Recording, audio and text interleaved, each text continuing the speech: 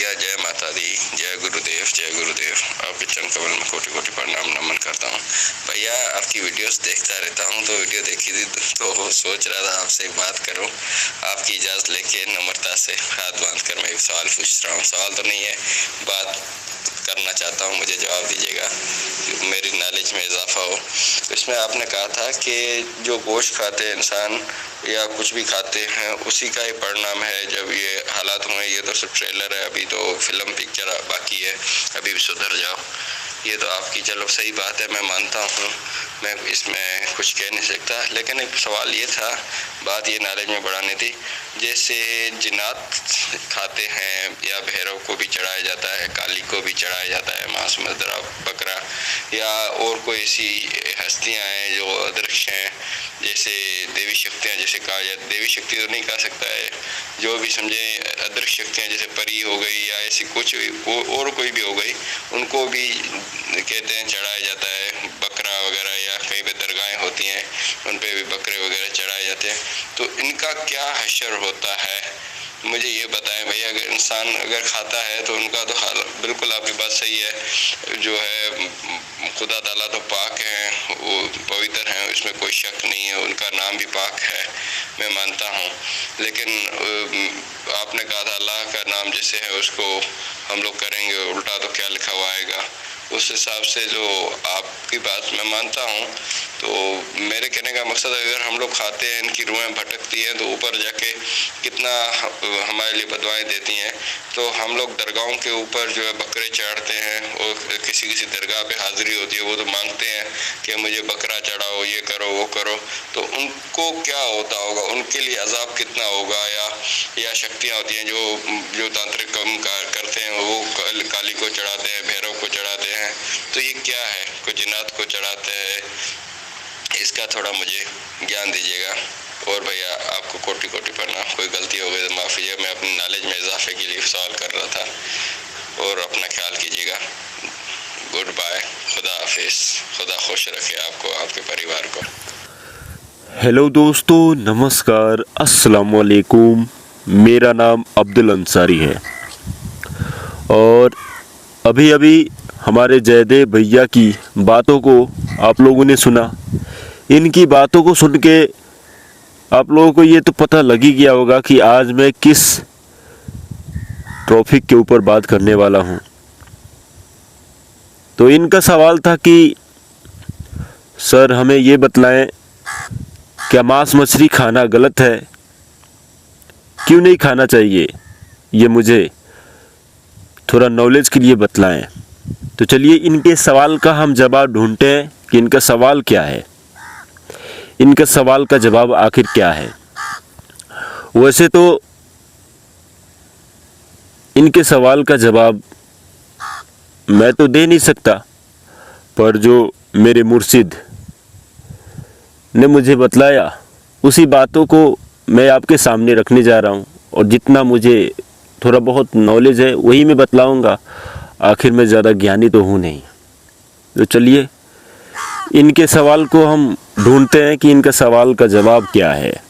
देखिए, इस मृत्यु लोक में, इस धरती पे हम रहते हैं, हम लोग, हम सभी रहते हैं, तो कोई ना कोई हम पदार्थ खाते हैं, तो हमारे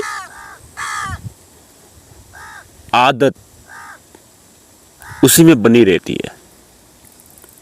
मतलब आज मुझे सिगरेट पीने की आदत है, मांस खाने की आदत है, जुआ खेलने की आदत है, तो वो आदत बनी रहती है, जाती नहीं है। जी हाँ, कोई भी आप इस पृथ्वी पे कोई भी काम करते हो, वो आदत आप बना रहे हो, बनी रहती है। मतलब आदत सबसे खराब चीज है, जो लत कहा जाता है। लत, अगर किसी चीज की लग गई, वो सबसे खराब चीज है। अब आखिरी समय पे इस दुनिया संसार को छोड़कर हम चले तो जाते हैं, ये शरीर हमारा मिट्टी में मिल जाता है और हमारी आत्मा के साथ साथ हमारी आदत भी साथ साथ चली जाती है। तो देखिए, अब वो आत्मा, वो सोल, वो रूह, अब मांस एक इंसान ही नहीं खाते हैं, जानवर भी मांस खाते हैं या नहीं खाते हैं? जानवर भी मांस खाते हैं। अब देखिए, अब वो मांस खाने वाले रूह, सोल, आत्मा इंसान को टारगेट करती है। अब मान लीजिए आप मांस खाते हैं, आपने जन्नत जिसे कहते हैं, स्वर्ग जिसे कहते हैं, आपने कमाई की है, आपके पास में जन्नत का, स्वर्ग का टिकट है, तो टिकट लेके स्वर्ग में तो चले जाएंगे। और जो जीव यहाँ पे मांस खाने वाली रहती है, वो तो भटकती है। अब वो इंसानों को टारगेट करती है और आपके पास में यदि टिकट है जन्नत का, स्वर्ग का, तो ही आप वहाँ पे जा पाएंगे, नहीं तो जन्नत किसने देखा, स्वर्ग किसने देखा? देखिए, ये मृत्यु लोग, ये ऐसा स्थान है, ये ऐसी भूमि है, कर्म भूमि, जो जैसा करता है वैसा ही उसको फल मिलता है। तो यहाँ पे कमाने के लिए हम लोग सभी आए हैं। तो अगर आपने स्वर्ग की कमाई की तो आपको स्वर्ग मिला, सीधी सी बात है। यहाँ पे कुछ करेंगे नहीं जब तक मिलेगा नहीं। तो हम तो चले गए इस दुनिया संसार को छोड़कर, पर आदत तो जा रही है ना। अगर कोई इंसान कभी जिंदगी भर कभी मंदिर में नहीं गया, कभी मस्जिद में नहीं गया, तो वो मरने के बाद में जाएगा? नहीं जाएगा, घर में ही भटकेगा। अब उसकी आदत क्या बनी है? मांस खाने की। तो रूह, सोल, आत्मा इंसान को टारगेट करती है। या ये भी होता है कि जो मांसाहारी जीव हैं वो इंसान को टारगेट करते हैं। तो देखिए, मेरी बात ध्यान से सुनिए, ये समझने वाली बात है। अगर समझने वाले विवेकी लोग होंगे तो एक ही बार में समझ जाएंगे। अब देखिए, हमारे पास में शरीर है, तो हम कोई भी काम यहाँ पे करेंगे, किसी को मारेंगे तो उसका पाप लगा। अब किसी को गाली दिया तो उसका पाप लगा। किसी माँ बहन की इज्जत आबरू से खेला तो उसका पाप लगा।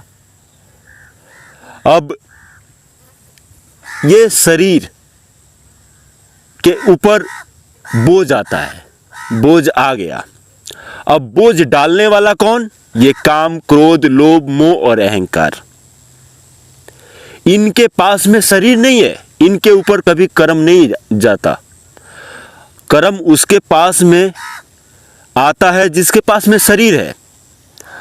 अब मेरी आत्मा में रिकॉर्ड है कि मैं मांस खाऊंगा। अब किसी इंसान को टारगेट करूंगा, अब उसको मैं विचार डाल दूंगा कि तुझे मांस खाना है। अब मुझे लगेगा कि मैं ही खाना चाहता हूं।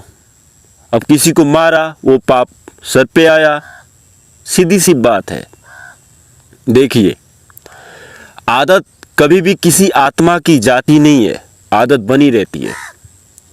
अगर सूक्ष्म ज्ञान में अगर जाएं तो सीधी सी भाषा में समझाने की कोशिश करता हूं। हमारे शरीर के अंदर एक स्थान है, चैनल है, जिसे नाका कहा जाता है।